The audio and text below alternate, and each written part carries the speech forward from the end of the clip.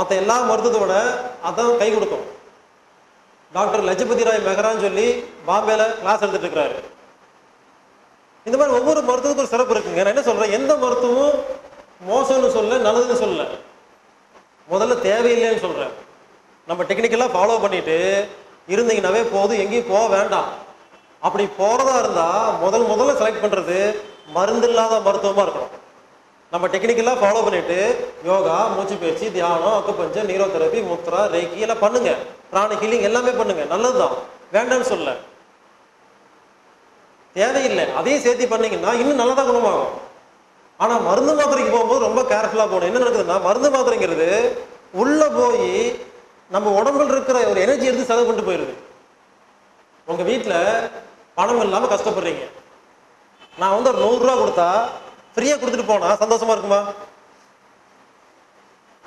நாங்க வீட்டுக்குள்ள போந்து உங்க வீட்டு டிவி எடுத்துட்டு போய் வித்துட்டு 1000 ரூபா கொடுத்தா சந்தோஷம் அதிகமா இருக்கும். ஆனா டிவி வித்துட்டீங்களா, டிவி காணாம போயிடுச்சா?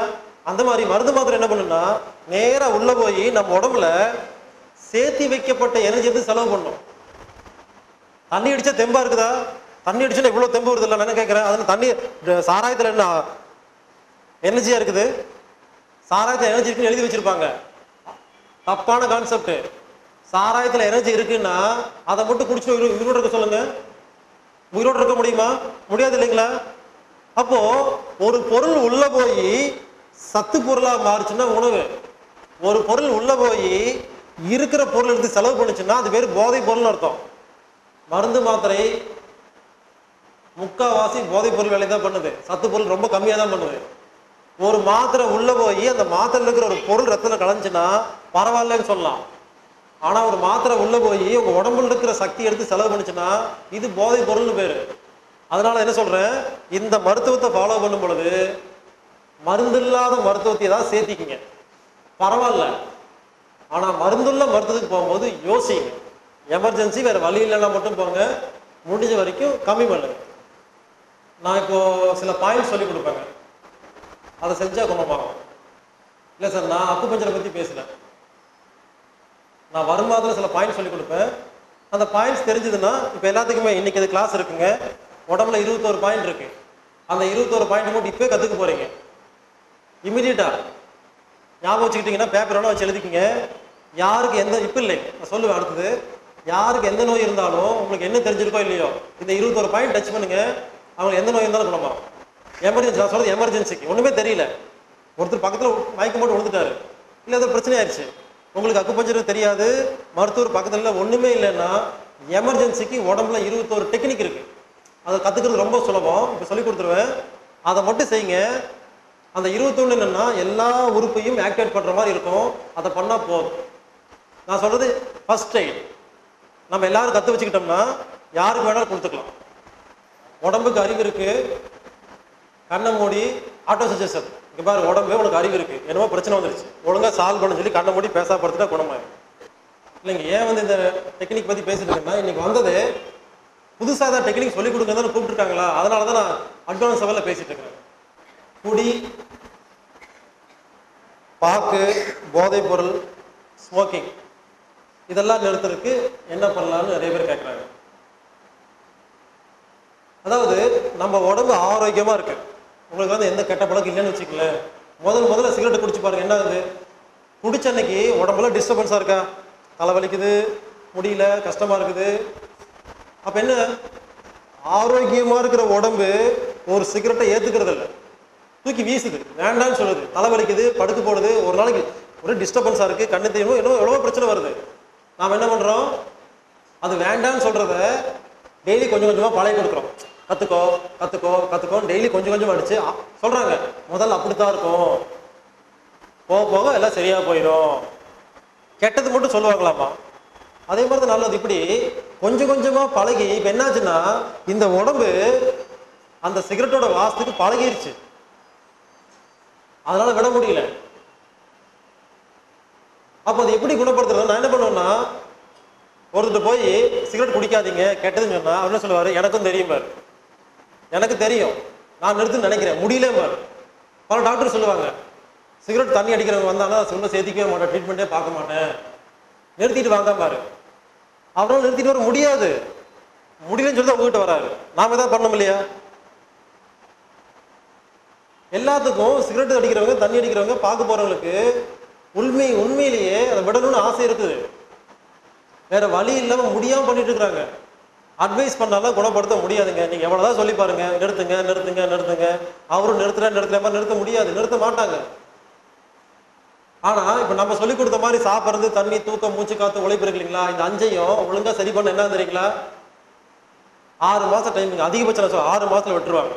எப்படின்னா, உடம்பு ஆரோக்கியமா இருக்கிற உடம்புல ஒரு தண்ணி அடிச்சா அன்னைக்கு ஃபுல்லா கஷ்டப்படுறீங்க. அப்புறம் கொஞ்சம் கொஞ்சமா பழகி இப்போ பழகிருச்சு. அப்போ பழைய இடத்துக்கு உடம்பு கொண்டு வந்துட்டா இது என்ன பண்ண, தூக்கி வீசிடும். அப்போ சிகரெட் பிடிக்கிறது, தண்ணி அடிக்கிறதுங்கிறது நம்ம உடம்ப 1000 ரூபாய்க்கு எடுக்கிற மாதிரி வச்சுக்கலேன். நாம இந்த டெக்னிக் இருக்குல்ல, சாப்பிட்ற டெக்னிக், தண்ணி, தூக்கம், மூச்சு காத்து, உழைப்பு, இதெல்லாம் பண்ண என்னன்னா 5000 ரூபாய்க்கு டெய்லி சக்தி உள்ள போகும். சம்பாதிக்கிறது அதிகமா சம்பாரிச்சுட்டு செலவு கம்மியா பண்ணா சேர்த்து வைக்கிறது அதிகமா இருக்குங்களா? நாம என்ன பண்றோம், செலவு பண்றது நிறுத்தணும்னு யோசிக்கிறோம். நான் என்ன, செலவு பண்ணுங்க, சம்பாதிங்க, நிறைய சம்பாதிங்க, நிறைய சம்பாதிச்சு செலவு பண்ணுங்க. அது கஷ்டம் தெரியாதா? ஆரம்பத்துல 100 ரூபாய்க்கு சம்பாதிப்போம், 50 ரூபாய்க்கு செலவு பண்ணுவோம், கஷ்டம் தெரியாது. போக போக என்ன ஆகும், சிகரெட் தண்ணி அதிகமாயிரும். 5000 ரூபாய்க்கு செலவு பண்ணுவீங்க, 1000 ரூபாய்க்கு சம்பாதிப்பீங்க. இப்ப என்ன நஷ்டத்துல போயிட்டு இருக்கா வியாபாரம்?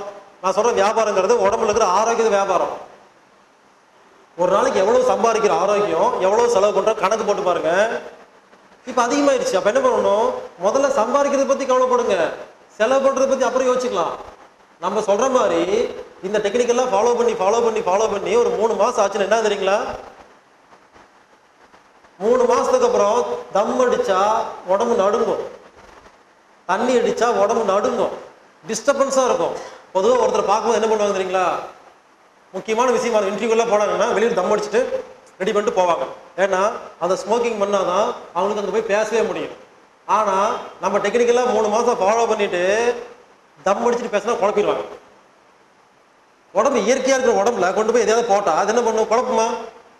அப்ப என்ன பண்ணுவாங்க, யோசிப்பாங்க, என்னது, சரி நாம முக்கியமான வேலை பண்ணும்போது இது வேலையை பண்ண வேண்டாம். இப்படி அவங்களே என்ன பண்ணுவாங்க, இது பண்ண டிஸ்டர்பன்ஸா இருக்கு, நீங்க ஏன் அடிச்சிருக்கீங்க, தம் அடிக்கிறீங்க, ஏன் தண்ணி அடிக்கிறீங்க, அடிச்ச சந்தோஷமா இருக்கு, அந்த சந்தோஷம் கிடைக்கலன்னு ஏன் அடிக்க போறீங்க, அதை கிடைக்காது. இந்த டெக்னிக்கெல்லாம் ஃபாலோ பண்ணி பாருங்க. உடம்பு எப்போ ஆரோக்கியமா இருக்குதோ கெட்ட பொருள் உள்ள போனா டிஸ்டர்பன்ஸ் ஆகும், நல்ல பொருள் உள்ள போனா சந்தோஷம் வரும். உடம்பு கெடுத்து வச்சிருக்கிறதுனால கெட்ட பொருள் போனா அந்த டியூன் ஆகும் போது அந்த டியூனிங்க்கு வந்து சந்தோஷமா இருக்கு. அப்ப அந்த அளவுக்கு எடுத்து வச்சுக்கணும்னு அர்த்தம். அதனால அதை நிறுத்துங்கன்னு யாரும் சொல்லாதீங்க. இதை ஃபாலோ பண்ணுங்கன்னு சொன்னீங்கன்னா 3 மாசம் 6 மாசத்துல அவங்களே விட்டுருவாங்க. பிடிக்காது பல விஷயம் நான் சொல்லுங்க. இந்த டெக்னிக் ஃபாலோ பண்ண என்னங்க தெரியுங்களா, நான்வெஜ் ஆசையா சாப்பிடுவீங்க, சாப்பிட்டே இருங்க. கொஞ்ச நாளுக்கு அப்புறம் நான்வெஜ் உங்களுக்கு உங்களுக்கே பிடிக்காது. அப்புறம் வெஜ்ஜுக்கு வருவீங்க, வெஜ்ஜு சாப்பிட்டே இருப்பீங்க. அப்புறம் சமைச்ச பொருளை சாப்பிட்டா பிடிக்காது உங்களுக்கு, சமைக்காத பொருள் தான் பிடிக்கும். அப்போ ஒரு ஸ்டேஜ் மேலே வரீங்களா, உங்களுக்கு தெரியுதா? அதாவது எதுல சக்தி அதிகம் கம்மிங்கிறது உடம்புக்கு தெரியும். நாம எந்த அளவுக்கு உடம்புக்கு எடுத்து வச்சிருக்கோமோ அதுக்கான உணவு தேடும். நீங்க உடம்பு ஆரோக்கியம் பண்ண வெறும் ஃப்ரூட்ஸ் தான் சாப்பிடுவீங்க. சமைச்ச உணவுலாம் பார்த்தா கோவம் வரும், சாப்பிட முடியாதுன்னு சொல்றேன் நான் சொல்றது அதுக்கு 1 வருஷம் 2 வருஷம் ஆகும். இந்த டெக்னிக்கை ஃபாலோ பண்ணி போக போக ஆசை தீர கொத்து புரோட்டா, சிக்கன் 65, மட்டன் கிட்ட எல்லாம் சாப்பிடுங்க, ஆசை தீர சாப்பிடுங்க, ஆசை தீர்ந்து போயிடும், அப்புறம் சாப்பிட மாட்டீங்க. அதனால எப்பவுமே அட்வைஸ் பண்ணாதீங்க, தண்ணி அடிக்காதீங்க, தம் அடிக்காதீங்க சொல்லாதீங்க, யாரும் கேட்க மாட்டாங்க. அவங்களுக்கு தெரியும். நல்ல விஷயத்தை பழைய கொடுங்க. ஒரு டம்ளர்ல அழுக்கு தண்ணி இருக்கு, நாம அழுக்கு தண்ணியை வெளியே கொண்டு போகணும்னு ட்ரை பண்றோம். நான் என்ன சொல்றேன், நல்ல தண்ணி உள்ள ஊத்திக்கிட்டே இருந்தீங்கன்னா கொஞ்சம் கொஞ்சமா கலர் மாறி சுத்தமான தண்ணியா மாறிடுங்களா. உள்ள கொண்டு போற தண்ணி பத்தி கவலைப்படுங்க, உள்ள இருக்க அழுக்கு பத்தி கவலைப்படாதீங்க. எவ்வளவு நல்ல பழக்கம் பழகுறோமோ கெட்ட பழக்கம் அதுவே வெளியே போகும். நீங்க கெட்ட பழக்கத்தை தூக்கி வீசிட்டு தான் நல்ல பழக்கம் சில பேர் சொல்லுவாங்க. அதை தூக்கி வீசவும் முடியாது, நீங்க வரவும் முடியாது. நான் சிகரெட்டை நிறுத்திட்டு நீங்க சொல்ற மாதிரி டெக்னிக் ஃபாலோ பண்றேன்பாங்க, அவங்க நிறுத்தவே முடியாது, வரவும் முடியாது. இதெல்லாம் ஃபாலோ பண்ணுங்க, ஆட்டோமேட்டிக்கா நிறுத்திடலாம். வடை, போண்டா, பஜ்ஜி எல்லாம் சாப்பிடும் பொழுது 6 சுவையை பார்க்கணுமா அப்படின்னு கேட்கறாங்க பல பேர். நடுவில் ஸ்நாக்ஸ் சாப்பிட்றீங்க இல்லையா, அப்பெல்லாம் 6 சுவை எப்படி பார்க்கறதுன்னு புரிஞ்சுக்குங்க. சாப்பாடு காலையில ஒரு நாளைக்கு 3 நேரம் சாப்பிட்றோமா, இந்த 3 நேரம் மட்டும் 6 சுவை பார்த்தா போதும். நீங்க வடை போண்டாலாம் சாப்பிடும்போது 6 சுவை பார்க்க முடியாது, கஷ்டம். அப்ப என்ன பண்ணுங்க, உதட்ட மூடி சாப்பிட்டுக்குங்க. சாப்பாடு சாப்பிட்டா 1/2 மணி நேரம் கழிச்சு தண்ணி குடிக்கணும். ஒரு வடை சாப்பிட்டா 5 நிமிஷத்துல தண்ணி குடிச்சுக்கலாம். ஸோ சாப்பிட்ற உணவோட அளவை பொறுத்து தண்ணி குடிக்கிற டைமை கொஞ்சம் மாற்றுங்க. ஒரு பிஸ்கட் சாப்பிட்டா உடனே தண்ணி குடிக்க ஒன்றாகாது. ஏன்னா ஒரு பிஸ்கட் எல்லாம் வாய்க்குள்ளே போக போக ஜீரணம் ஆயிடும். ஒரு வடை சாப்பிட்டா 5 நிமிஷம், ஒரு முட்டை போண்டா சாப்பிட்டா ஒரு 10 நிமிஷம், சாப்பாடு சாப்பிட்டா 1/2 மணி நேரம். இப்படி அந்த உணவுக்கு தகுந்த மாதிரி டைமிங் மட்டும் தண்ணி தள்ளி போட்டுக்குங்க. ஆனால் எப்போ எதை சாப்பிட்டாலும் உதட்ட மூடி சாப்பிட்ருங்க. அதனால சின்ன சின்ன வடை போண்டா சாப்பிடும்பொழுது 6 சுவை பார்க்க வேண்டிய அவசியம் இல்லை. இன்னொரு விஷயங்க, ரொம்ப சின்சியராக பண்ணாலும் நோய் வரும் உங்களுக்கு. ஏன்னா ரொம்ப சின்சியராக பண்ணும்போது என்ன பிரச்சனை வருது தெரியுங்களா? ஐயோ இன்னைக்கு அந்த மாதிரி பண்ணலையே, இந்த மாதிரி பண்ணலையே நினச்சி நாகும் கவலை வந்து நோய் வந்துடும். கேஷுவலாக பண்ணுங்க. இப்போ டெக்னிக் அவ்வளோதான், பண்ணுறோம் நல்லா இருக்கும், கேஷுவலாக பண்ணுங்க. ரொம்ப கையில் எடுத்துக்காதீங்க. ரொம்ப பல பேர் ரொம்ப எடுத்துட்டு நான் பார்த்துருக்குறேன். ரொம்ப சின்சியராக எடுத்துக்குவாங்க. அப்போ என்ன தெரியுங்களா, ஒரு 6 மாதம் சின்சியராக போவீங்க, 6வது மாதம் விட்டுருவீங்க. அப்புறம் கவலை வரும். முதல்ல எல்லாம் ஒழுங்காக சாப்பிட்டு இருந்தேன், அப்போல்லாம் இப்போ அதாவது இவங்க ஒழுங்காக தான் சாப்பிட்டு இருப்பாங்க, இவங்க ஒழுங்காக சாப்பிடலன்னு மனசில் நினச்சிருவாங்க, அப்பயே நோய் வந்துடும். அதனால தயவு செய்து கவலைப்படாமல் சாப்பிடுங்க, தைரியமாக சாப்பிடுங்க. தப்பாக சாப்பிட்டாலும் பரவாயில்ல, தைரியமாக சாப்பிடுங்க. பழங்கள் இயற்கை உணவுகள்லாம் சாப்பிடும் பொழுது 6 சுவை பார்க்கணுமா? பார்க்க வேண்டிய அவசியம் கிடையாது. ஒரு கேரட் சாப்பிடும் பொழுது இதில் காரம் இல்லைன்னு மிளகா பொடியெல்லாம் போட்டு சாப்பிடாதீங்க. ஆப்பிள் சாப்பிடும்போது மிளகா பொடி, புரிஞ்சுக்குங்க. சமைச்ச உணவுக்கு தான் 6 சுவை சேர்த்துக்க சொல்றாங்க. இயற்கையா கடவுள் சமைச்ச ஒரு உணவுக்கு நீங்க 6 சுவை பார்க்க வேண்டாம். ஒவ்வொரு பழத்துலையும் வேற வேற சுவை இருக்குங்களா? ஏன் தெரியுங்களா? கடவுள் முடிவு பண்றாரு, இந்த ஆப்பிள் எப்படி ஜீரணம் ஆகணுமோ, எந்தெந்த உறுப்பு வேலை செய்யணுமோ அந்த சுவையை கடவுள் வச்சிடறாரு. அதனால இயற்கை உணவு சாப்பிடும் பொழுது 6 சுவை பார்க்க வேண்டிய அவசியம் இல்லை. ஆனா அதுல ஒரு விஷயம் பார்க்கணும், எது பிடிச்சிருக்கு எது பிடிக்கலன்னு பார்க்கணும். ஆப்பிள் எடுத்து வாயில் வைக்கிறீங்க, பிடிக்கல சாப்பிடாதீங்க. திராட்சை பிடிக்குது சாப்பிடுங்க, புரிஞ்சுங்களா? அதுல போய் 6 சுவை பார்க்காதீங்க. இன்னொன்று உதாரணம் பாருங்க, ஒரு கேரட் இருக்கு, ஒரு கேரட்டை பச்சையா சாப்பிடுங்க, நல்லா இருக்கா, நாக்கு பிடிச்சிருக்கா? இந்த கேரட்டை ஒரு தண்ணியில போட்டு வேக வைங்க, இப்ப எடுத்து வாயில வச்சு பாருங்க, உப்பு சப்பு இல்லாம இருக்கா? வேக வைக்கிறது மூலமா கடவுள் கொடுத்த சுவை காணாம போயிருச்சு. அதுக்கு தான் 6 சுவை சேவை சொல்லியிருக்குங்க. வேக வைக்காம சாப்பிட்டீங்கன்னா ஒரே ஒரு பிரச்சனை தான், நாக்குக்கு பிடிக்குதா பிடிக்கலையா, அவ்வளவுதான். அது எந்த சுவையில தான் சாப்பிடலாம். அதனால பழங்கள்லாம் சாப்பிடும்போது தயவு செய்து 6 சுவை பார்க்காதீங்க.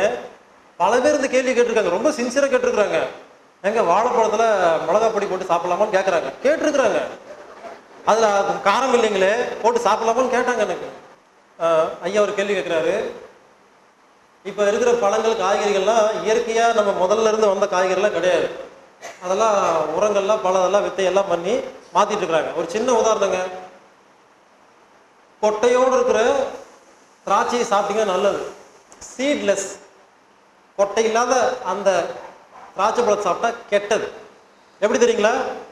ரொம்ப சின்ன உதாரணம், கொட்டை இருக்கிற திராட்சையை சாப்பிட்டு துப்புனீங்கன்னா அந்த கொட்டை போய் வேற ஒரு செடி வருமா? அதில் செடி வராதா? நமக்கு குழந்தை பிறக்காது, அவ்வளோதான். அந்த ஜெனட்டிக்கான அந்த விஷயமே இல்லாத ஒரு பழத்தால நமக்கு எந்த ஒரு வீரியத்தையும் கொடுக்க முடியாது, அவ்வளோதான். ரொம்ப சிம்பிள். ஒரு பழம் எப்படி இருக்குதோ அந்த மாதிரி தான் நம்ம சக்தி கொடுக்கும். அதுகிட்ட தன்னைத்தானே புதுப்பிக்கிற ஒரு கெப்பாசிட்டி இல்லாத ஒரு பழத்தை சாப்பிட்டீங்கன்னா ஆண்மைக்குரிய வரும், குழந்தையே பிறக்காது. வருங்காலத்தில் நடக்க போகுது, யாருக்கு குழந்தை பிறந்ததும் இனிமேல் ஆச்சரியமா இருக்கு எல்லாத்துக்கும். குழந்தை பத்திட்டீங்களா நீங்கன்னு ஆச்சரியப்படுற அளவுக்கு நடக்க போகுதுங்க. சும்மா சொல்ல, உண்மையா நடக்கும். அந்த அளவுக்கு எல்லாம் போயிட்டு இருக்குது. அதனால இயற்கையான காய்கறி பழங்களை சாப்பிடுங்க. கொட்டை சாப்பிடலாம், ரொம்ப நல்லதுங்க. ஆனா கொட்டையை முழுங்கிடக்கூடாது. அதாவது ஒரு சின்ன கண்டிஷன், சாப்பிட்டு முடிச்சு லெட்டின் போவீங்களா, லெட்டின்னு பார்க்கணும். கடலைப்பருப்பு யாருக்கெல்லாம் முழுசா வந்திருக்குதோ அவங்கெல்லாம் இந்த மாதிரி சாப்பிட்றாங்க. உங்க லெட்டினை பாருங்க, கடலைப்பருப்பு இருக்கும், கடுகு இருக்கும். அப்ப என்ன அர்த்தம்? நீங்க ஒழுங்கா ஜீரணம் பண்றதுலன்னு அர்த்தம். நீங்களாம் கொட்டையை சாப்பிடக்கூடாது. கொட்டையை வாயில போட்டு சாப்பிட்டா நல்லா அரைச்சு, பல்லால அரைச்சு கூழ் மாதிரி பண்ணி அப்புறம் முழுங்குறதா இருந்தா சாப்பிடலாம். போயிரு சார். சார் கேட்குறாரு, பழங்கள் எல்லாம் மருந்து அடிச்சிருக்காங்களே, கெமிக்கல் இருக்குது, இதெல்லாம் சாப்பிட்டா உடம்புக்கு எந்த நோய் வராதா கேட்குறாரு. நீங்க ஏதாவது நோய்க்கு மருந்து மாத்திரை சாப்பிட்டு இருக்கீங்களா? இல்லை. நீங்க கேட்கலாம், யாரெல்லாம் மருந்து மாத்திரை சாப்பிட்றீங்களோ என்கிட்ட கேட்கவே கூடாது கேள்வி. ஏன்னா பழங்கள்ல 5% கெமிக்கல் இருக்குமா? மருந்து மாத்திரை எவ்வளவு கெமிக்கல் இருக்கும்? 100% கெமிக்கல் இருக்கா? யாருமே மருந்து மாத்திரை சாப்பிடலாமான்னு கேள்வி கேட்டதே கிடையாது. அதுல 100% கெமிக்கல் இருக்கு. 100% கெமிக்கல் இருக்கிற கொடுக்குற ஒருத்தர் ஒரு டாக்டர் கூப்பிட்டு சொல்றாரு, பழங்கள்லாம் சாப்பிடாதீங்க கெமிக்கல் இருக்குன்னு. இவர் கொடுக்கறது 100% கெமிக்கல், அது 5% கெமிக்கல். புரியல உங்களுக்கு? 100% கெமிக்கலை வாயில போட்டு சாப்பிட்டா ஜீரணம் பண்ற இந்த வயிறு பழங்கள் இருக்கிற 5% என்ன பண்ணும்? புரிஞ்சுக்குங்க. எச்சில்ல ஹெல்பர், கில்லர், சப்ரஸர்ங்கிற 3 மருந்து வேலை செய்யுங்க. ஹெல்பர் என்ன தெரியுங்களா? எப்ப உணவு வாயில போட்டு மெல்றோமோ முதல்ல சுரக்கிற உமிழ்நீருக்கு பேரு ஹெல்பர். இவர் என்ன பண்ணுவாரு, நோய்க்கிருமி மட்டும் தனியா பிரிப்பார். கெமிக்கல் உடம்புக்கு தேவையில்லாத எல்லாம் பிரிச்சு ரவுண்டு கட்டுவார். இது ஹெல்பருடைய வேலை. 2வது உமிழ்நீருக்கு பேரு கில்லர்னு பேரு. உணவுல நல்ல உணவு கெட்ட உணவு இங்க வாயிலே பிரிச்சிடும். அதுக்குதான் ஏன் மென்னு சாப்பிடுங்க, ரொம்ப நேரம் மெல்லுங்கன்னு ஏன் சொல்றேன்னா, ஹெல்பர், கில்லர், சப்ரஸர் வேலை செய்யறதுக்கு ரொம்ப நேரம் ஆகும். முதல் எச்சில் சுரந்தோம்னா முழுங்கிடுறோம். இது பிரிக்குது, இன்னும் கொலை பண்ணல. முதல் உமிழ்நீர் ஹெல்பர், அந்த கிருமியை பிரிக்கும். 2வது சுரக்கிற அந்த உமிழ்நீருக்கு பேரு கில்லர். கில்லர்னா கொலை பண்றவர். இவர் என்ன பண்ணுவாரு, அந்த நோய் கிருமியை கெமிக்கல் இங்கேயே கொலை பண்ணிடுவாரு. அடுத்து சப்ரஸர். சப்ரஸர்னா இந்த கொலை பண்ண கிருமி, நோய் கிருமியும் உள்ள போய் ஒன்றும் பண்ணிடக்கூடாது இல்லையா, அதை சப்ரஸ் பண்றதுக்கு ஒரு மருந்து. 3 மருந்து எச்சில கலக்குதுங்க. இது 3ம் கலந்தது உள்ள அனுப்பிச்சிங்கன்னா சிறுகுடல்ல ஹெல்பர், கில்லர், சப்ரஸர் கலந்த பொருள் எல்லாம் மலமா போகும், உணவெல்லாம் ரத்தமா போகும். அதுக்காக தான் ஏன் இதெல்லாம் சொல்லிக் கொடுக்காம ஏன் உதட்ட மூடி மென்னு சாப்பிடுங்க ஏன் சொல்றேன்னா இவ்வளவுதாங்க. இதுக்குள்ள இந்த விஷயம் நடக்குது. ரீசெண்டா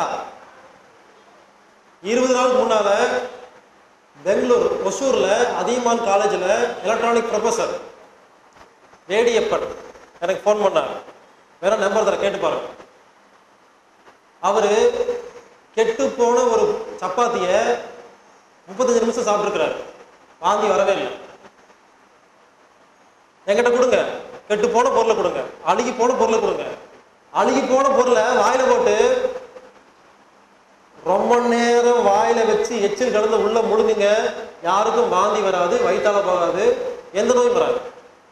ஒருவேளை அத்தனை பொருளும் கெட்ட பொருளா இருந்தா அத்தனை பொருளும் மலமா போகுமே தவிர உங்களுக்கு நோய் உண்டு பண்ணாது. புரிஞ்சுங்களா? உடம்புக்கு சக்தி இருக்குது. இது நல்ல பொருளா கெட்ட பொருளா? நல்ல பொருளா இருந்தா ரத்தத்துல கலக்கும், கெட்ட பொருளா இருந்தா மூத்திரம் அனுப்பும், லெட்டின் அனுப்பும். அதை பிரிக்கிறதுக்கு ஹெல்பர், கில்லர், சப்ரஸர்ங்கிற 3 எச்சில் சுரப்பி சுரக்கிற வரைக்கும் வெயிட் பண்ணும். அதுக்காக தான் எழுதி கொடுத்துட்டு இருக்கிற எல்லா பேப்பர்லயும் 15 முறை மெல்லுங்க, 20 முறை மெல்லுங்க. ஏன் இந்த மெல்றதாங்க இருக்குது. அதனால பழங்கள், உணவு வகைகள், இயற்கை உணவெல்லாம் பார்க்கும்போது நீங்க 6 சுவை பார்க்க வேண்டாம். எது பிடிச்சிருக்கோ சாப்பிடுங்க. அதுல கெமிக்கல் இருக்கோ கெட்டதோ நல்லதோ ஒன்றும் பார்க்க வேண்டாம். இந்த டெக்னிக்கை மட்டும் ஃபாலோ பண்ணிட்டீங்கன்னா கெட்டது இருந்தால் லெட்டினா போகும், நல்லது இருந்தால் ரத்தமா போகும். நமக்கு அது கஷ்டம். ஒவ்வொரு உணவையும் எடுத்து பார்த்துட்டு இதுல எவ்வளவு நல்லது இருக்கு எவ்வளவு கெட்டதுக்குன்னு பார்க்கறது ரொம்ப கஷ்டமா இல்லைங்களா? ஆனா மெல்றதை வச்சுட்டோம்னா ஈஸியா, நம்ம அது ஆராய்ச்சி பண்ண வேண்டிய அவசியம் இல்லை. இந்த டெக்னிக்கை ஃபாலோ பண்ணிட்டா நீங்க America, Japan, England, Italy, Kashmir எங்க போய் எதை தின்னாலும் பொருளை பத்தி பார்க்க வேண்டாம். நான் என்னைக்குமே பாருங்க பொருளை பத்தி பேச மாட்டேன். இந்த பொருளை சாப்பிடாதீங்க, இந்த பொருளை சாப்பிடுங்க ஏன் சொல்லாம டெக்னிக் மட்டும் சொல்றேன்னா எல்லா காலகட்டத்திலையும் பொருந்தும், எல்லா நாட்டுக்கு பொருந்தும், எல்லா மனுஷனுக்கு பொருந்தும். நான் வடை போண்டா பஜ்ஜி பத்தி பேசினா லண்டன்ல போய் வடை போண்டா பஜ்ஜி கிடைக்கல, என்ன பண்ணுவீங்க? நான் அங்க போய் வேற உணவை பத்தி பேசுறேன், இங்க புரியாது இல்லையா? ஏன் உணவை பத்தி பேசாம டெக்னிக் பத்தி பேசுறேன்னா டெக்னிக் ஞாபகம் வச்சுக்கிட்டீங்கன்னா உணவை பத்தி கவலைப்பட வேண்டாம். அதாவது சார் என்ன கேட்கிறாங்க, கசப்பு சுவைக்கு நார்த்தங்காய் ஊறுகாய் சாப்பிடணும்னு சொன்னீங்கல்ல, நான் டெய்லி சாப்பிட்டே இருக்கிறேன், நாக்கு திகட்டுதுங்கிறாரு. அப்ப சாப்பிடக்கூடாது. அதாவதுங்க நான் நார்த்தங்காய் ஊறுகாய் சாப்பிடுங்கன்னு சொல்லல, கசப்பான ஒரு பொருளுக்கு உதாரணம் சொல்லியிருக்கேன். ஒரு நேரம் நார்த்தங்காய் ஊறுகாய், அடுத்த நேரம் பாவக்காய், அடுத்த நேரம் கீரை, அடுத்த நேரம் நெல்லிக்காய், அடுத்த நேரம் வேப்பம் கொழுந்து, அடுத்த நேரம் வெந்தயம், இப்படி மாத்தி மாத்தி சாப்பிட்டா ஒவ்வொன்றுலையும் வேற வேற சத்து இருக்குங்களா? அப்ப எல்லா சத்தும் உள்ள போகுமா? புரிஞ்சுக்குங்க, ஒரு குறிப்பிட்ட பொருளே சாப்பிடாதீங்க. விதவிதமா மாத்தி மாத்தி மாத்தி சாப்பிட்டீங்கன்னா ஒவ்வொன்றுல வேற தாது இருக்கும், இதுல வேற தாது இருக்கும், அதுல வேற சத்து பொருள் இருக்கும், இதுல வேற சத்து பொருள் இருக்கும். இப்படி கலந்து கலந்து கலந்து கலந்து சாப்பிடணும். எதையும் வேண்டாம்னு சொல்லாதீங்க. எப்பப்பெல்லாம் ஹோட்டலுக்கெல்லாம் போனீங்கன்னா, வெளியூருக்கெல்லாம் ஹோட்டலுக்கு போனா என்ன, நான் வீட்டுல சாப்பிடாத பொருளை மட்டும் தான் வாங்கி சாப்பிடுவேன். பொருளெல்லாம் வீட்டுல சமைக்க முடியாது அடிக்கடி, ஆனா ஹோட்டல்ல கிடைக்கும். அப்போ நாம ரெகுலரா சாப்பிட்ற பொருளை விட்டு வேற பொருளை மாத்தி மாத்தி சாப்பிட்டீங்கன்னா அதுல ஏதாவது சத்து பொருள் இருக்கும், எவ்வளவு போகும் இல்லைங்களா? அதனால ஒரு பொருளுக்கு அடிமையாகாதீங்க. சில பேர் பாத்தீங்கன்னா நாட்டு சக்கரை வெந்தயம் அப்படியே வச்சுக்குவாங்க 10 நாளைக்கு 10 மாசத்துக்கு. அப்ப என்ன ஆகும்? இது மூலமா கிடைக்கிற சத்து மட்டும் தான் கிடைக்கும், புது சத்து கிடைக்காது. நான் சுவை தான் சாப்பிடுங்கன்னு சொன்னேன், பொருளை சாப்பிடுங்கன்னு சொல்ல, புரிஞ்சுங்க மறுபடியும். அதனால மாத்தி மாத்தி சாப்பிடுங்க. ஒரே ஒரே வேற வேற பொருள் மாத்திக்கிட்டீங்கன்னா சுவை கிடைச்ச மாதிரி இருக்கும், இருக்கும், புது புது சத்து கிடைச்ச மாதிரி. சார் நீங்க கேள்வி நடுவில் கேட்க வேண்டாம், எழுதி வச்சுக்கோங்க. நான் இங்க இருக்கிற கேள்வியை முடிச்சிடுறேன், அப்புறம் லைனா கேளுங்க. குடல் இறக்கம், ஹெரண்யா, இது வந்துச்சுன்னா சரி பண்ண முடியுமா, இல்ல ஆபரேஷன் தான் பண்ணணுமா அப்படின்னு பெரிய குழப்பம் இருக்கு. முதல்ல ஹெரண்யான்னு என்னன்னு புரிஞ்சுக்கோங்க. ஹெரண்யானா குடல் இறக்கம் கிடையாது. ஹெரண்யான்னா உறுப்பு இறக்கம். இப்ப இறுதி இங்க இருக்கு இல்லைங்களா, ஒரு இன்ச்சு தள்ளி வச்சுட்டு அதுக்கு பேரு ஹார்ட் ஹெரண்யா. ஒரு உறுப்பு தான் இடத்துல இருந்து கீழேயோ மேலேயோ சைட்லயோ பக்கவாட்டிலையோ போயிடுச்சுன்னா அந்த பிளேஸ்ல இருந்து வேற எங்கேயோ போச்சு, பெருசாயிருச்சு, பல்ஜ் ஆயிடுச்சு, அதை தாங்கிட்டு இருக்கிற ஜவ்வு அறுந்து போச்சுன்னா அதுக்கு பேரு ஹெரண்யா. அப்ப ஹெரண்யாங்கிறது குடல்ல மட்டும் வராது, எல்லா உறுப்புலையும் வரும். ஆனா குடல்ல மட்டும் அதிகமா ஹெரண்யான்னா அது குடல் இருக்கும்னு பேர் வச்சுட்டாங்க. அப்படி கிடையாது. ஏன் குடல் இறக்கம் வந்துச்சு தெரியுமா? குடல் அது ஒரு சைஸ் இருக்கணும், அதுக்கு ஒரு அளவு இருக்கு. அந்த அளவு இருந்தா ஏன் குடல் இறக்கம் வருது? கழிவு உள்ள போய் போய் போய் இந்த குடல் பெருசாகி எல்லா உறுப்பையும் தாங்கிறது ஒரு ஜவ்வுங்க. எல்லா உறுப்பும் கண்ணு நிக்குதுன்னா ஒரு ஜவ்வு நின்று இருக்கு, காது மூக்கு எல்லாம் டிசைன் பண்ணி நின்று இருக்கு இல்லைங்களா? எப்படி நிக்குது? வீட்டுல செல்ஃப் வச்சிருக்கோம், டிவி ஸ்டாண்ட் எல்லாம் பாருங்க விதவிதமா அடிச்சு வச்சு டிவி, யூபிஎஸ், கம்ப்யூட்டர் வச்சிருப்போம், ஒரு ஸ்டாண்ட் இருக்கும். அந்த மாதிரி உடம்புங்கிறது ஒரு ஸ்டாண்ட் போட்டு நிறுத்தி வச்சிருக்கு. கண்ணு இந்த பொசிஷன் நின்னுக்கோ, அதுக்கு ஒரு கீழே ஒரு ஜவ்வு, காது, மூக்கு, நுரையீரல் எல்லாத்துக்கும் ஜவ்வு போட்டு நிறுத்தி வச்சிருக்கு. அப்போ குடல் ஒரு ஜவ்வு நிறுத்தி வச்சிருக்கா, அந்த ஜவ்வுக்கு ஒரு கெப்பாசிட்டி இருக்கு, அவ்வளவுதான் நிறுத்தி வைக்கும். நீங்க நல்லா கெட்ட பொருள் எல்லாம் தின்னு தின்னு தின்னு திங்க தெரியாம குடலை போய் பெருசு பண்ணி கழிவெல்லாம் சேர்த்தி பல்ஜ் பண்ணி குடல் வெடிக்கிற அளவுக்கு சாப்பிட்டா இது என்ன ஆகும்? குடல் பெருசாகுமா? பெருசான என்ன ஆகும்? ஜவ்வு பிஞ்சு போயிருமா? ஜவ்வு பிஞ்சு போட கீழே வந்து தொங்குமா? இதுக்கு பேர் தான் குடல் இருக்கும். அதை எப்படி குணப்படுத்தணும்? ஆபரேஷன் பண்ண குணப்படுத்திடலாமா? நான் கேட்கிறேன். தப்பா சாப்பிட்டீங்க, குடல் பெருசாயிருச்சு, கழிவு அதிகமாயிருச்சு, வீங்கி வெடிச்சு போச்சு, ஜவ்வு பிஞ்சு போச்சு. இப்ப என்ன பண்ணுவீங்க? போயிட்டு ஜவ்வு எடுத்து ஒட்ட வச்சா மறுபடியும் தப்பா தானே சாப்பிடுவீங்க, மறுபடியும் பிஞ்சு போய் தானே செய்யும். ஒரு ஜவ்வு பிஞ்சு போய் தொங்கிட்டு இருக்கு, நம்ம டெக்னிக்கெல்லாம் ஃபாலோ பண்ணீங்கன்னா இமீடியட்டா ஒரு நாளைக்கு 1/4 கிலோ கம்மியாவீங்க, வெயிட் கம்மியாவீங்க. அதான் ஹெரண்யாவை குணப்படுத்துற மருத்துவம். வெயிட் கம்மியாகும், ஆச்சரியமா இருக்கும். வெயிட் கம்மியாக கம்மியாக அந்த குடல் இருக்கு இல்லைங்களா, கழிவெல்லாம் வெளியே போகும். வெளியே போக அந்த குடல் தான் பழைய இடத்துக்கு வரும்போது சில பேருக்கு வயிற்றுல பாருங்க வீங்கிட்டு இருக்கும். ஏன் வீங்கிருச்சு? குடல் பெருசாயிருச்சு, உள்ள கழிவு இருக்கு. குடல் பெருசாகலைங்க, கழிவு அதிகமாயிருச்சு. நம்ம குடல் மேல தப்பு சொல்றோம், நம்ம மேல தப்பு சொல்லிக்கிறதே கிடையாது. நீங்க தப்பா சாப்பிட்டீங்கன்னு யாரும் சொன்னாங்களா?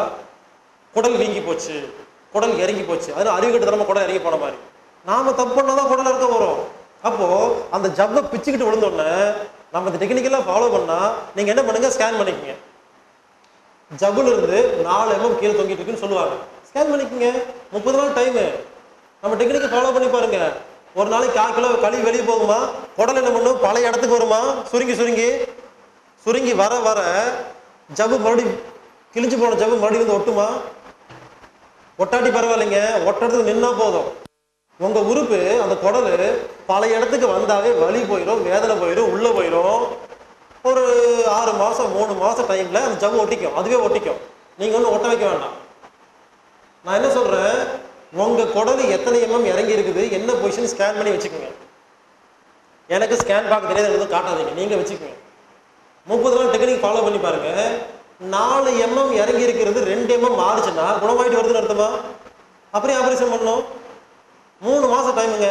3 மாதம் நான் சொல்கிற மாதிரி எல்லா டெக்னிக்கும் பண்ணி உங்கள் குடல் இருக்க குணமாகல, பழைய ரிப்போர்ட்டுக்கு 3 மாதம் ரிப்போர்ட்டுக்கு ஒரே மாதிரி தான் இருக்குன்னா நீங்கள் போய் என்னமோ பண்ணிக்கணும். கண்டிப்பாக 3 மாதத்தில் உள்ள பூந்துடும். பாருங்க, கையில் குடம் எடுத்து ஒரு குரல் எடுத்து கையில் பிச்சிருங்க, என்ன ஆகுது? இதே மாதிரி ஜவ்வு ஒட்டுதாங்க, இதே மாதிரி செல்லு வந்து ஒட்டுதா?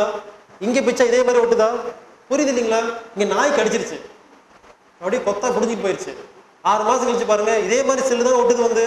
அப்போ உடம்புக்கு தெரியும் இல்லையா? எந்த இடத்துல எந்த செல்லு கெட்டு போச்சுன்னா, செத்து போச்சுன்னா, புடுங்கிருச்சுன்னா அந்த இடத்துல அதே செல்லை வைக்கணும், தெரியுதா இல்லையா? இங்கே வெள்ளை கலர் செல் மாற்றி வச்சிருச்சா? காலில் தொடையில நாய் கடிச்சோன்னே வெள்ளை தோளா மாறிச்சா, இதே தோளா மாறிச்சா? அப்போ எந்த அளவுக்கு அறிவு இருக்கு, என்ன கலர் இருக்கணும், என்ன சைஸ் இருக்கணும், அளவா கரெக்டாக வைக்குதா இல்லைங்களா? அதே மாதிரி உங்க ஜவ்வை ஒட்ட வைக்கிறதுக்கு உடம்புக்கு தெரியும். அதுக்கு இதே டெக்னிக் தான். என்ன 3 மாதம் வெயிட் பண்ணணும். முதல்ல வலி காணாமல் போயிடும், அப்புறம் கொஞ்சம் கொஞ்சமாக உள்ளே போகும், அப்புறம் அந்த ஜவ்வு ஒட்டும். 3 மாதம் ரிசல்ட் இல்லைன்னா தான் நீங்கள் ஆப்ரேஷன் பற்றி யோசிக்கணும். கர்ப்பப்பையில் கட்டி ஆப்ரேஷன் பண்ணலாமா, பித்தப்பையில கல் வந்து ஆப்ரேஷன் பண்ணலாமா, அப்பெண்டிக்ஸ் வலிச்சா ஆப்ரேஷன் பண்ணலாமா? டிவியில் சொல்லியிருப்பேன், இருந்தாலும் மறுபடியும் சொல்றாங்க. பித்தப்பையில கல் வந்தா வெட்டுறது மருத்துவம் கிடையாது, குணப்படுத்துறது தான் மருத்துவம். அப்பெண்டிக்ஸ்ல வலி வந்தா அதை வெட்டுறது மருத்துவம் இல்லை, குணப்படுத்துறது தான் மருத்துவம். கர்ப்பப்பையில கட்டி வந்தா கட்டியை கரைக்கிறது தான் மருத்துவம், கர்ப்பை வெட்டுறது மருத்துவம் இல்லை. ஒரு உறுப்பை குணப்படுத்த தெரியாத எல்லாரும் அதை வெட்டிட்டு இருக்கிறாங்க. பித்தப்பையை வெட்டினா என்ன தெரியுமா? பித்த நீர் சுரக்காது. அப்ப என்ன ஆகும்? எதை சாப்பிட்டாலும் ஜீரணமாகாது. நம்ம சாப்பிட்ற சாப்பாட்டை வயிற்றுல ஜீரணம் பண்ற பொருள் பித்த நீர் அப்படிங்கிற பயில். பித்த நீர் சுரக்கணும், கல்லீரல் கொடுத்து வச்சிருக்கோம். எப்ப பித்தப்பையை வெட்டுறீங்களோ எந்த உணவும் ஜீரணம் பண்ணாது, அப்ப எல்லா நோயும் வரும். அப்பெண்டிக்ஸ் கேட்டா தேவையே இல்லைங்கிறாங்க. நான் கேட்கிறேன், ஒரு உறுப்பு தேவையில்லைன்னு சொல்றதுக்கு இவங்க யாரு? கடவுளுக்கு அறிவு இல்லையா? கடவுள் கொம்பு கொடுத்து, ஏன் கொம்பு வேண்டாம் நமக்கு? அப்ப அப்பெண்டிக்ஸ் கொடுத்துருக்காருல்ல, அப்ப கடவுளுக்கு அறிவு இருக்கா இல்லையா? யாராவது சொல்லுங்க. கடவுளுக்கு அறிவு இல்லை, யாராவது சொல்லுங்க. நான் ஒத்துக்கிறேன், அப்பெண்டிக்ஸ் தேவையில்லைன்னு சொல்றேன். அறிவு கட்டு கடவுள் அப்பெண்டிக்ஸ் கொடுத்துட்டு தேவையில்லாத பொருளை கொடுத்துருப்பாரா? கேட்டா இந்த அப்பெண்டிக்ஸ்னால எந்த பிரயோஜனமும் கிடையாது அப்படின்னு சொல்றாங்க. சின்னதா புரிஞ்சுக்குங்க, அந்த உறுப்பு என்ன செய்து எங்களுக்கு தெரியல, எனக்கு இந்த உறுப்பு என்ன பண்ணுதுன்னு கண்டுபிடிக்க அறிவில்லைன்னு சொல்றதுக்கு பொதுவா அது ஒண்ணுமே பண்ணலன்றாங்க. புரிஞ்சுங்களா? ஒரு உறுப்பு கடவுள் தேவையில்லாம கொடுக்க மாட்டாரு. அப்பெண்டிக்ஸை வெட்டி எடுத்து என்ன தெரியுமா? அப்பெண்டிக்ஸ் வலி மட்டும் இருக்காரு, அப்ப நோய் எல்லாம் வரும். அதாவது அப்பெண்டிக்ஸ் ஏன் வலிக்கு தெரியுங்களா? உங்க குடல்ல நோய் இருக்கு, ஒழுங்கா குணப்படுத்திக்கங்கன்னு சொல்ற நாய்க்கு, அந்த கத்துற நாய்க்கு பேர் தான் அப்பெண்டிக்ஸ். அது வலிச்சனால்தானே உங்களுக்கு உடம்பு பிரச்சனைக்குன்னு தெரியுது. அது இல்லைன்னு என்ன வலி தெரியுமா? தெரியாது. அப்ப என்ன ஆகும்? நோய் மட்டும் பெருசாகிட்டே போகும். அப்புறம் கேன்சர் எய்ட்ஸ் வரும். அப்பெண்டிக்ஸ் வெட்டி எடுத்தா கேன்சர் எய்ட்ஸ் கன்ஃபார்ம். பித்தப்பை வெட்டி எடுத்தா கேன்சர் எய்ட்ஸ் வரும். கர்ப்பை வெட்டி எடுத்தா கேன்சர் எய்ட்ஸ் வரும். அப்புறம் உட்காந்துட்டு கேன்சருக்கு இன்னும் மருந்து கண்டுபிடிக்கல, அது காரணம் தெரியலன்னு சொல்லிட்டு இருப்பாங்க. இப்பெல்லாம் டைம் எல்லாம் கொடுக்கறது இல்லை. உங்க பித்தப்பையை வெட்டுறதுக்கு டைம் எல்லாம் இல்லை, 1/2 மணி நேரம் டைம். எங்க மாமா பொண்ணு கொடுத்தாங்க ஆஸ்பத்திரியில். நான் சொன்ன வேண்டான்னு, கேட்கல. யாருக்கும் எல்லாம் பயம், உயிர் மேல பயம். பித்தப்பையில கல் இருக்கு, 1/2 மணி நேரத்தில் வெட்டணும், இதான் சார்ஜ், இல்லைன்னா உயிர் போயிடும். என்ன பண்ணுவீங்க? நான் சொல்லி கேட்பீங்களா? உயிர் மேல பயம். கட்டி வெளியே கூப்பிட்டு வந்தாங்க, வெட்டி எடுத்து வெளியே கூப்பிட்டு வந்தாங்க. புரிஞ்சுக்குங்க, ஒரு உறுப்பை குணப்படுத்த தெரியாம இதுக்கும் அவங்க பார்த்த அந்த டாக்டர் 20 வருஷமா குடும்ப டாக்டர். நான் கேட்கிறேன், 20 வருஷம் உங்ககிட்ட தான் மருந்து மாத்திரை வாங்கிட்டு இருந்தாங்க, அப்புறம் திடீர்னு எப்படி 1/2 மணி நேரத்தில் கிட்ட போய் வெட்டுறது? என்ன எவ்வளவு என்ன நடந்து போச்சு இப்போ? புரியல உங்களுக்கு? தயவு செய்து கேட்கறேன், சொல்றேன் கேளுங்க. எந்த உறுப்பையும் வெட்டக்கூடாது. பித்தப்பை பித்த நீரை சுரக்குது, அது சுரந்தாதான் ஜீரணம் நடக்கும். கர்ப்பப்பை உடம்புல இருக்கிற எல்லா கழிவையும் வெளியேற்றுறது. மென்சஸ் ஆகுதுல்ல, என்னது கழிவு வெளியேற்று இருக்கு. எப்ப வெட்டி எடுக்கிறீங்களோ கழிவு எப்படி வெளியேறும்? அப்புறம் லெட்டின்ல யூரின்ல வேறு வழியா வந்து எல்லா ஸ்கின் டிசீஸ் வரும். பல பேர் பெருமையா சொல்லிக்கிறாங்க, நான் வெட்டி எடுத்துட்டேங்க, பரவாயில்ல, நிம்மதியா இருக்கிறேன். இதுக்கு மேலதான் நோய் வரப்போகுது உங்களுக்கு. தயவு செய்து எதையும் வெட்டாதீங்க, குணப்படுத்துங்க. நம்ம சிலவங்க சொல்லி கொடுத்துருக்கோம் இல்லையா, ஃபாலோ பண்ணுங்க, குணப்படுத்தலாம், அருமையா இருக்கும். குணப்படுத்த தெரியாதவங்க வெட்டிடுப்பாங்க. பயப்படாதீங்க. உயிர் மேல பயப்பட்டீங்கன்னா வாழ்க்கை ஃபுல்லா மருந்து மாத்திரை சாப்பிடணும். தைரியமா இருந்தீங்கன்னா நோய் குணமாகும்.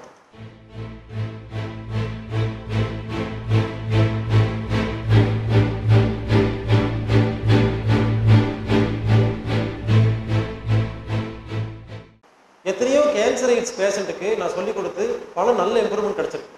நான் சொல்லிக் கொடுத்துல, அது ஒரு ஆசிரமத்தில் சொல்லிக் கொடுக்குறாங்க. சித்த வெத்தை தவ ஆலயம்னு பேரு. எந்த மதமும் சம்மந்தப்பட்டதில்லை. யார் விளம்பரம் பண்ண மாட்டாங்க, நோட்டீஸ் அடிக்க மாட்டாங்க. கண்டிப்பா திண்டுக்கல்ல அந்த ஆசிரமம் இருக்குது. எல்லா ஊர்லயும் இருக்கு. அமெரிக்கா, சிங்கப்பூர், ஜப்பான், எல்லா நாட்டிலையும் எல்லா ஊர்லயும் இருக்கு. ஆனா யாருக்குமே தெரியாது. இங்க தெரிஞ்சவங்க எத்தனை பேர் கை தூக்கி பாருங்க. ஒரே ஒருத்தர், 2 பேர் கை தூக்குறாங்க. தயவு செய்து பக்கத்துல இருந்துச்சுன்னா நான் எந்த ஆசிரமத்துக்கு போக சொல்ல மாட்டேன். ஏன் போக சொல்றேன்னா, நோயை காப்பாத்துறதுக்கு அருமையான மருத்துவம், ரொம்ப சுலபமா இருக்கும். விளம்பரப்படுத்த மாட்டாங்க, நோட்டீஸ் அடிக்க மாட்டாங்க, சொல்லித்தர மாட்டாங்க. முதல்ல போனீங்கன்னா உங்களை புரிஞ்சுக்கிட்டு நீங்க பக்குவமா அதை பிடிச்சிக்கிங்களான்னு தெரிஞ்சா மட்டும் தான் சொல்லி தருவாங்க. அதுக்கு பேரு சித்த வெத்தை தவம்னு பேரு, வாசி யோகம். நான் எதுக்காக சொல்றேன்னா, நோய்களுக்காக பேசுறதுக்கு வந்திருக்கிறோம், எத்தனையோ டெக்னிக் பேசுறோம். அது ரொம்ப சுலபமா இருக்கும். ஒரு வித்தை கத்துக்கிட்டு வச்சுட்டீங்கன்னா பல நோய் குணமாகுங்க. கேன்சர் எய்ட்ஸ் இருந்தால் கையை பிடிச்சி கூட்டிட்டு போய் ஆசிரமத்தில் மற்றவங்களால சொல்லுவேன். உயிர்கொல்லி நோய் இருந்தால் கையை பிடிச்சி ஆசிரமத்தில் கூட்டி உட்கார வச்சு நான் வீச்சை வாங்கி கொடுத்துருவேன் எப்படியாவது. ஏன்னா ஒன்று கற்றுக்கிட்டா போதும், நீங்கள் எந்த மருந்து மாதிரி சாப்பிட வேண்டாம். அதனால பக்கத்தில் இருந்தால் கண்டிப்பாக போங்க, விசிட் பண்ணுங்க, கண்டிப்பாக பிரயோஜனமாகும். இந்த சிகிச்சையில் கஷ்டமே இல்லாமல் ஒன்றுமே இல்லாமல் ஈஸியாக நோய் குணமாயிருமா அப்படின்னு கேட்குறாங்க. அப்படியெல்லாம் ஆகாது, கஷ்டப்பட்டு தான் குணமாகும்.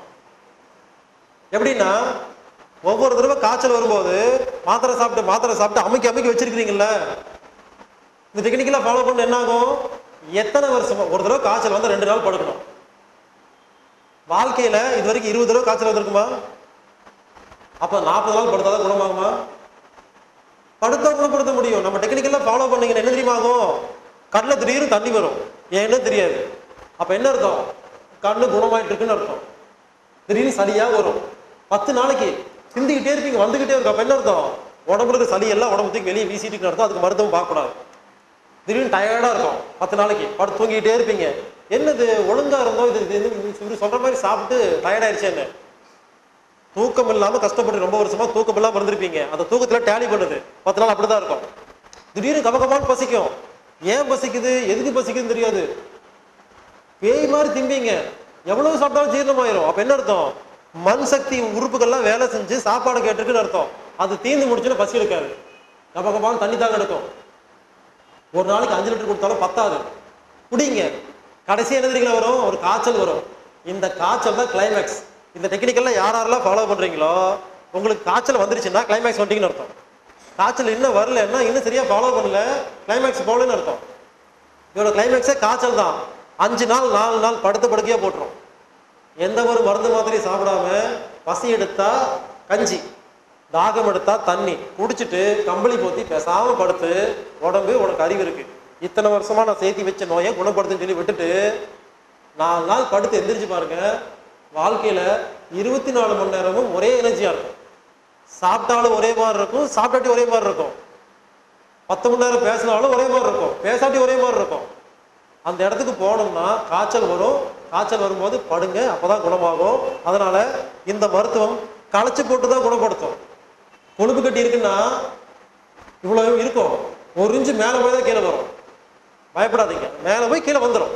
அந்த மாதிரி வெயிட் இருக்கும், கடகடன் கம்மியாகும், அப்புறம் அதிகமாகும். இந்த மாதிரி எல்லாமே என்னமோ போட்டு குழப்பம். ஆக மொத்தம் நீங்க புரிஞ்சுக்கோங்க, எது நடந்தாலும் உடம்பு உனக்கு புத்தி இருக்குது, நீ என்னமோ என்ன சரி பண்ற, நான் ஒன்று அலோவ் பண்றேன் அப்படின்னு சொல்லி விட்டுருங்க, ஆட்டோமேட்டிக்கா குணமாகும். யோகாவை பத்தி கேட்டிருக்கிறாங்க.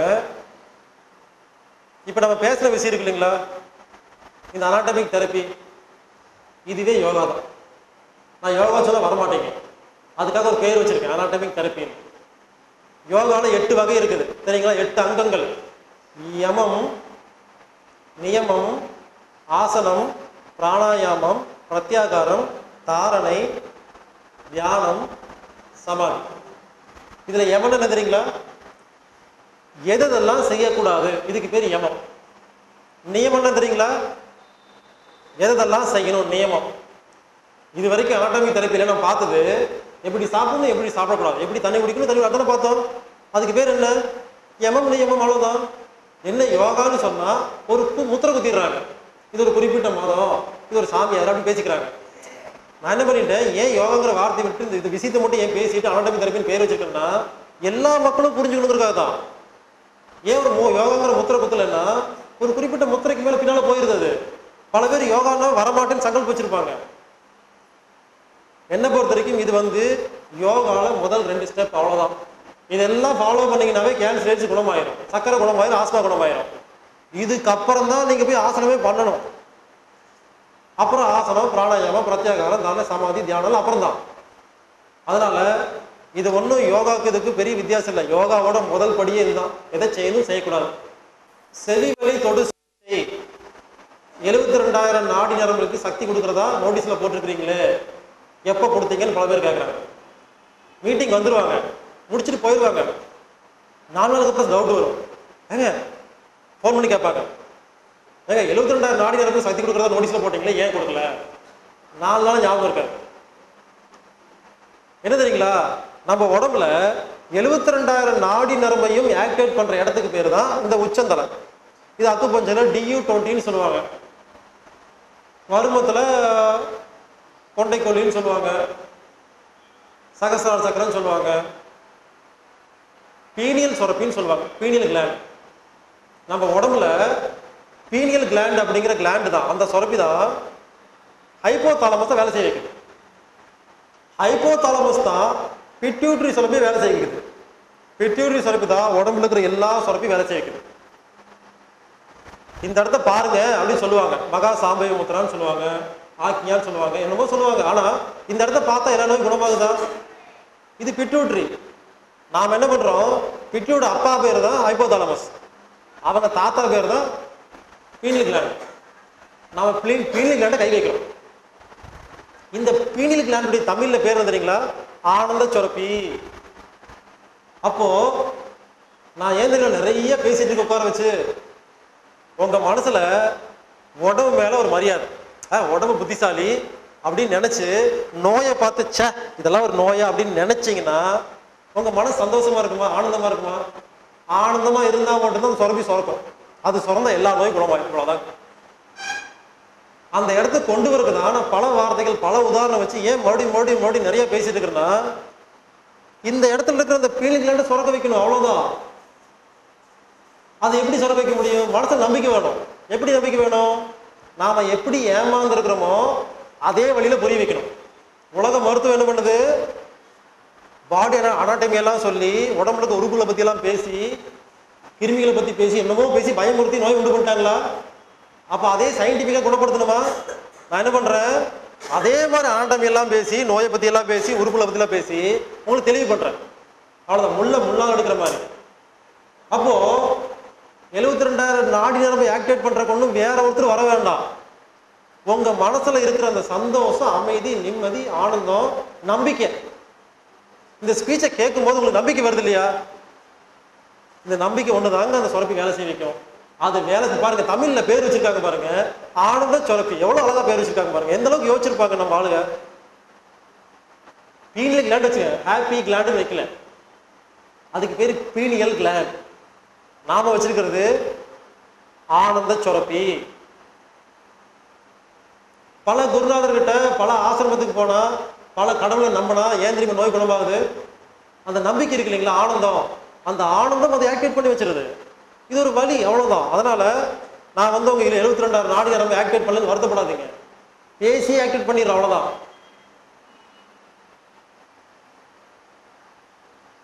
ஒருத்தர் போய் ஆசீர்வாதம் வாங்குறீங்க, என்ன பண்றாங்க? நிக்கிறீங்க, அவர் நிக்கிறாரு, காலில் போய் விழுகுறீங்க, இவங்க என்ன பண்றாரு, நல்லா நல்லா இருந்து கை ஆசீர்வாதம் பண்ணுதா, எங்க போகுது, கரெக்டா இந்த இடத்துக்கு போகும், செக் பண்ணி பாருங்க.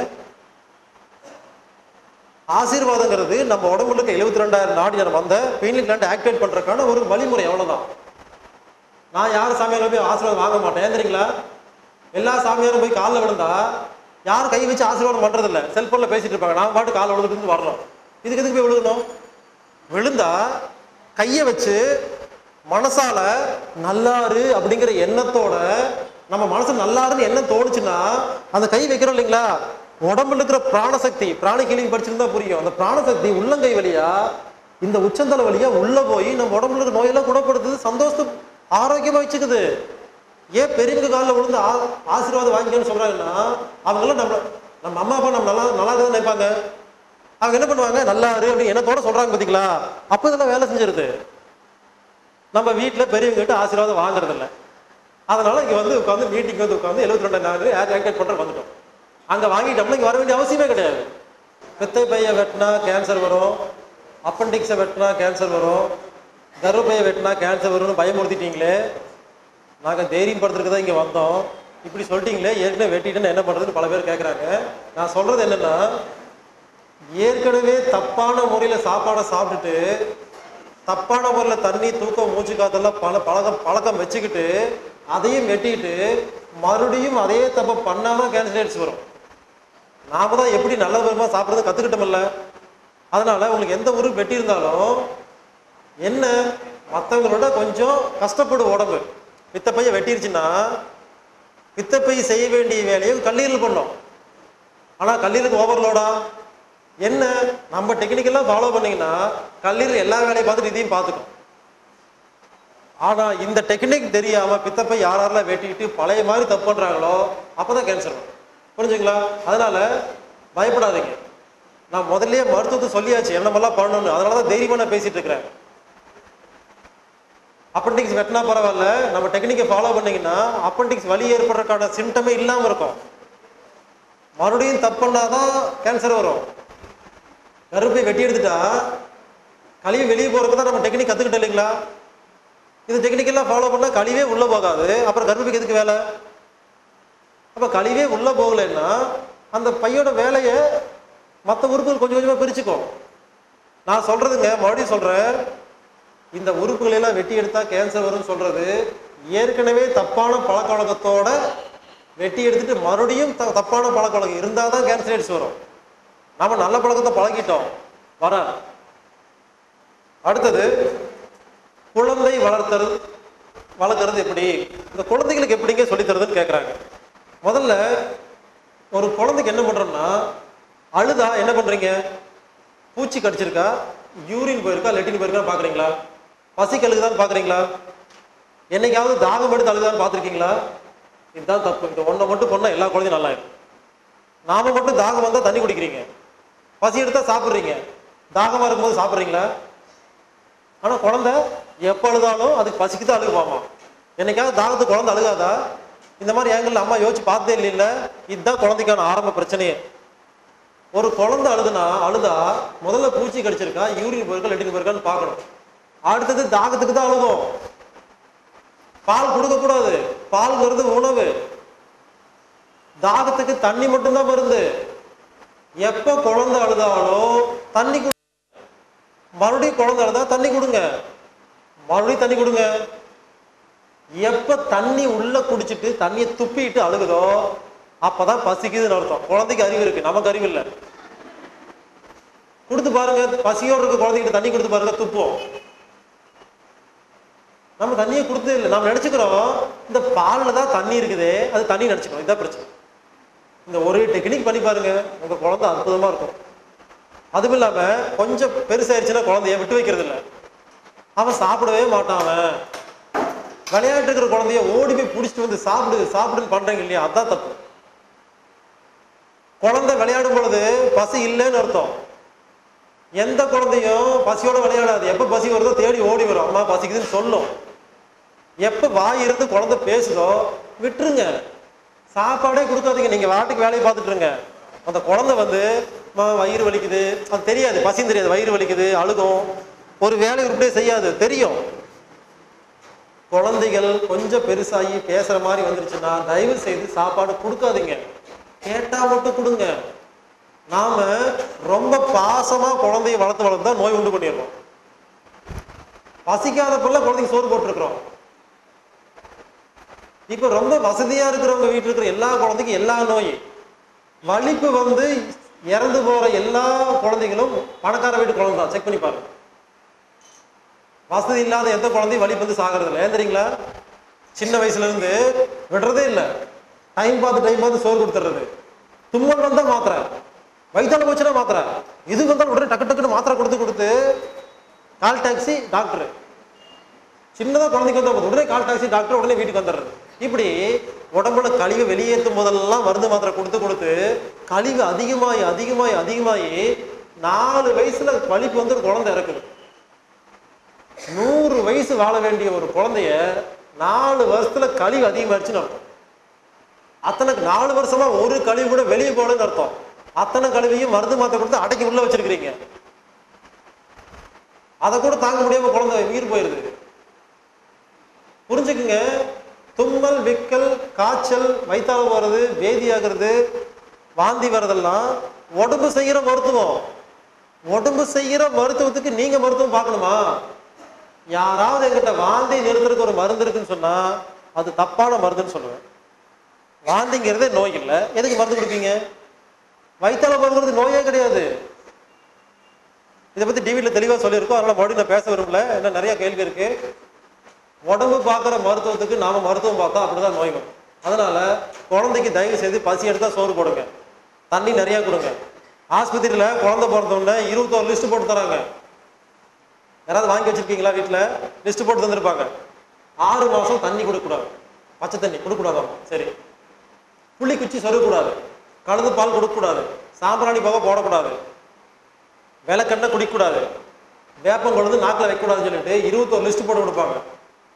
அவங்க என்னென்னலாம் செய்யக்கூடாதுன்னு சொல்றாங்களோ அதெல்லாம் குழந்தைக்கு செய்யாம இருந்தீங்கன்னா குழந்தை நாசமா போயிடும். அதெல்லாம் செஞ்சா மட்டும்தான் குழந்தை உருப்படும்.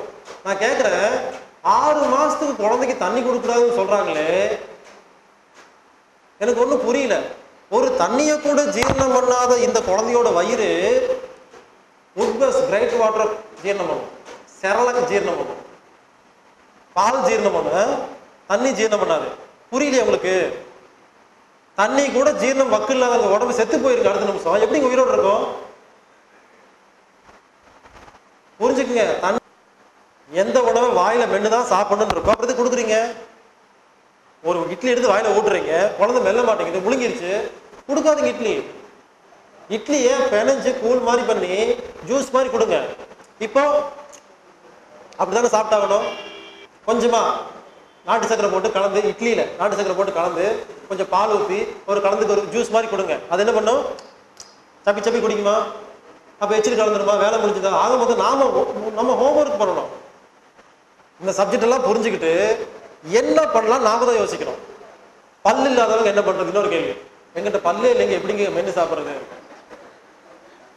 பல்லு செய்ய வேண்டிய மிக்சி கிட்ட கொடுத்துடணும். சாப்பிடும்போது மிக்சி பக்கத்தில் வச்சுக்கணும்.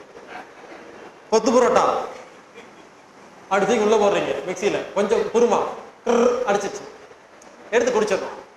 கொத்து புரோட்டா சாப்பிட்ட மாதிரி இருக்கும். பல்லு செய்ய வேண்டிய வேலையை மிக்சி கொடுத்தாச்சா, வேலை முடிஞ்சது. ஆனா அந்த மாதிரி கூழ் மாதிரி செஞ்சு கடகடன்னு முழுங்கிருக்கூடாது. வாயில வச்சு அதக்கி எச்சில் கலக்கிற வேலை, சுவையை ரசிக்கிற வேலையெல்லாம் நீங்க பண்ணணும். மிக்சி வந்து பல்லு செய்ய வேண்டிய வேலையை மட்டும்தான் மிக்சி, மற்ற வேலை நீங்க தான் பண்ணணும். அதனால பல்லு இல்லாதவங்க தயவு செய்து கெட்டியான பொருளாக சாப்பிடாதீங்க. சாப்பிட்றதா இருந்தா மிக்சியில போட்டு அடிச்சு கூழ் மாதிரி பண்ணி சாப்பிட்டுக்கலாம். என்ன சைவத்துக்கு அசைவத்துக்கு என்ன வித்தியாசம்னா, சைவத்துல பிராணசக்தி இருக்கு, அசைவத்துல பிராணசக்தி இல்லை, அவ்வளவுதான். செத்து போன என்ன சொல்றோம்? பிராணம் போயிடுச்சுன்னு சொல்றோமா? பிராணம் போனது. ஆனா பிராணம் போனதை சாப்பிட்டு உடம்பு ஆரோக்கியமா இருக்குன்னு சொல்றேனே, அப்புறம் பிராணன் உள்ளதை சாப்பிட்டா என்ன எவ்வளவு ஆரோக்கியமா இருக்கும்? அதனால வெஜ்ஜுக்கும் நான்வெஜ்ஜுக்கு என்ன வித்தியாசம்னா, 2 உணவு தான். இது பிராணசக்தி உள்ள உணவு, இது பிராணசக்தி இல்லாத உணவு, அவ்வளவுதான் வித்தியாசம். உடல் ரீதியா பார்த்தா எதை சாப்பிட்டாலும் ஒன்றும் ஆகாது. ஆனா ஆன்மீக ரீதியா உயிரை கொலை பண்றது பாவமா புண்ணியம் இப்படி எல்லாம் யோசிச்சு பார்த்தீங்கன்னா என்னென்னோ பேசிட்டு இருக்கலாம். நமக்கு அது தேவையில்லை. இப்போ வந்து நம்ம ஆன்மீகம் நம்ம பேசல, நம்ம உடம்பு பத்தி பேசிட்டு இருக்கிறோம். அதனால எதாவது சாப்பிடுங்க, எப்போ பிடிக்கல நிறுத்திக்கங்க, அது உங்க விருப்பம். எது பிடிக்கல நிறுத்திக்கங்க. நாக்கு தான் டாக்டர்.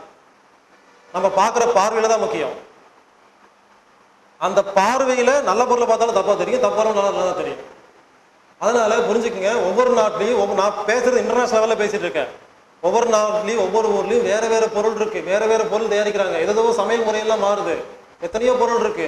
இப்படி ஒவ்வொரு பொருளையும் வச்சுட்டு இதை சாப்பிடணும் இதை சாப்பிடக்கூடாதுன்னு பிரிச்சுட்டு இருந்தோம்னா பெரிய புக்கு போடணும், தப்பா தான் இருக்காது. அதனால எதெல்லாம் சாப்பிட்டு மக்கள் உயிரோடு இருக்காங்களோ, விஷம் சாப்பிட்டா அடுத்த நிமிஷம் உயிர் போயிருதா? அப்ப நீங்க விஷத்தை சாப்பிட்டா செஞ்சு சாப்பிச்சுக்கலான்னு கேட்கக்கூடாது. நான் புரிஞ்சுங்களா? பால் சாப்பிட்டா உயிரோடு இருக்கிறீங்களா? உயிர் போயிருச்சு, அடுத்த நிமிஷம் உயிர் போயிருச்சு, இல்லை இல்லை அதை சாப்பிடலாம் ஒண்ணு. இந்த மாதிரி எந்த பொருள் எல்லாம் ரொம்ப நாளா சாப்பிட்டு நமக்கு பெருசா உயிர் போகல, ஒண்ணுமே நடக்கல, விஷத்தை தவிர இமீடியட்டா சாப்பிட்டா ஒரு உயிர் போகுதுன்னா அதை மட்டும் அவாய்ட் பண்ணுங்க. மற்றபடி ரொம்ப வருஷமா சாப்பிட்டு இருக்கிறத டெக்னிக்கை மாத்துங்க. இது எது நல்லது எது கெட்டதுன்னு ஒரு படி இருக்குது. சமைக்காத உணவு முதல் படி, சமைச்ச உணவு ரெண்டாவது, அதுக்கு அடுத்தது நான்வெஜ் பால், அதுக்கப்புறம் லாதரி வச்சு டீ காஃபி, இவன் நிறைய இருக்குது. லிஸ்ட் போடலாம், எது ஃபர்ஸ்ட் எது செகண்ட் எது தேர்டு லிஸ்ட் போட்டுக்கலாம். லிஸ்ட் போட்டுட்டு நம்ம எந்த இடத்துல இருக்கோம்னு முடிவு பண்ணிக்கோங்க. ஆசை வருது சாப்பிடுங்க, உடம்புக்கு ஆரோக்கியம் வேணும் ஒரு படி மேலே போங்க. முதல்ல எப்படி சாப்பிடணும்னு தெரிஞ்சுக்க. நான் ஏன்னா ஒரு குறிப்பிட்ட பொருளை சாப்பிடுங்க சாப்பிடுங்கன்னு எதுவுமே சொல்லியிருக்க மாட்டேன், எந்த டிவிலையும் எந்த பேப்பர்லையும் கொடுத்துருக்க மாட்டேன். ஏன்னா முதல்ல சாப்பிடவே தெரியல. எத்தனையோ எஜுகேஷன்ல கவர்மெண்ட் பல கோடி ரூபாய் செலவு பண்றாங்க. நான் கேட்கறது இதுதான், எல்லாத்துக்கும் டிவிடி கொடுத்துட்டேன், எல்லாரும் அவங்களும் குணப்படுத்திக்கிறாங்க, கூப்பிட்டு சந்தோஷமா இருக்கு தேங்க்யூன்னு சொல்றாங்க. எத்தனை கோடி செலவு பண்றாங்க, ஏன் மக்களுக்கே சொல்லிட்டு போக வேண்டியதானே? அப்போ கெட்ட விஷயத்தை சொல்றதுக்கு தான் செலவு நடந்துட்டு இருக்கு, நல்ல விஷயத்துக்கு செலவு பண்றது இல்லை. அதனால எந்த பொருள் வேணாலும் சாப்பிடுங்க, டெக்னிக் மட்டும் பிடிச்சிக்கணும். டெக்னிக்கை பிடிச்சிட்டிங்கன்னா பொருளை பார்த்து பயப்பட வேண்டாம். பொருளோட லிஸ்ட் போட்டிங்கன்னா இன்னைக்கு ஒன்று இருக்கும், 100 வருஷத்துக்கு அப்புறம் வேற பொருள் மாறிடும். யோசிச்சு பாருங்க, இப்போ ரோட்டில் வைக்கிற பொருள் எல்லாம் 50 வருஷமா இருந்துச்சா? அப்போ லிஸ்ட் போட்டேன், நாங்கள் இன்னைக்கு ஒரு லிஸ்ட் போட்டு நாளைக்கு லிஸ்ட் போட்டால் மாறிடுங்களா?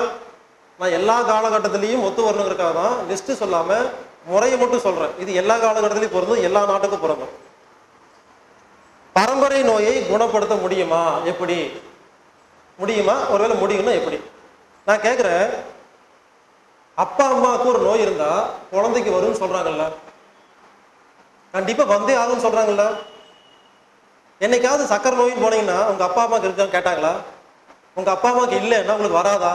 நீங்க கேட்டீங்களா, சார் எனக்கு சக்கரை நோய் வந்திருக்கு எங்க அப்பா அம்மாவுக்கு இல்லை, அப்ப எனக்கு வரக்கூடாதுன்னு கேட்டீங்களா? நல்ல விஷயத்தை கேட்கறது இல்லை, கெட்ட விஷயம் மட்டும் கேட்போம். அப்போ அப்பா அம்மாவுக்கு ஒரு நோய் இருந்தா குழந்தைக்கு வருமாமா? அப்ப அப்பா அம்மாவுக்கு இல்லைன்னா அந்த குழந்தைக்கு வரக்கூடாதுல்ல? எப்படி வந்துச்சு உங்களுக்கு? அதை மட்டும் நம்புவீங்க. நான் என்ன சொல்றேன், அப்பா அம்மாவுக்கு நோய் இருந்தா குழந்தைக்கு வரும், வராமையும் போகலாம், கண்டிப்பா வரும்னு அவசியம் இல்லை. அப்படி ஒருவேளை வந்தா சரி, அப்பா அம்மாவுக்கு ஆஸ்மா இருக்கு, குழந்தை கண்டிப்பா ஆஸ்மாங்கிறாங்க, சரி ஆஸ்மா வந்துருச்சு, அப்ப அடுத்த குழந்தைக்கு ஆஸ்மா தானே? அப்ப இவங்க வாழ்க்கை ஃபுல்லா பரம்பரை ஆஸ்மாவோடு இருப்பாங்களா? யாரும் குணப்படுத்த முடியாதா? அப்ப இல்லாத ஒரு நோய் புதுசா ஒரு பரம்பரையில வந்தா நம்புறீங்களே, வந்த நோயை குணப்படுத்த ஏன் ட்ரை பண்ண மாட்டேங்கிறீங்க? நான் என்ன சொல்றேன்னா, பரம்பரையா வருது வரல ரெண்டாவது விஷயம், வந்துருச்சா சரி வந்துட்டு போகுது, நம்ம டெக்னிக்கெல்லாம் ஃபாலோ பண்ணி உங்க பரம்பரை நோயை குணப்படுத்துங்க. முதல்ல குணப்படுத்த முடியும்.